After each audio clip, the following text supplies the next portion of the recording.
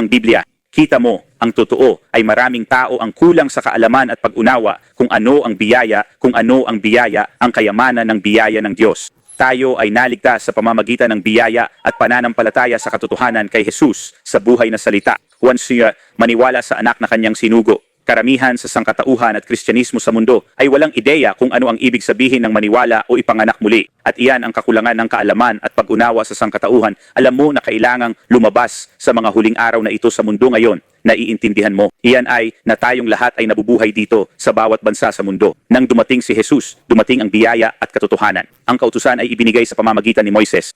Ang biyaya at katotohanan ay dumating sa pamamagitan ni Hesukristo. Si Hesukristo ay biyaya. Siya ang personifikasyon ng biyaya dahil tayo ay naligtas ni Kristo, kay Kristo lamang. At ang ating pagkakakilanlan ay kay Kristo Jesus, kay Jesus lamang.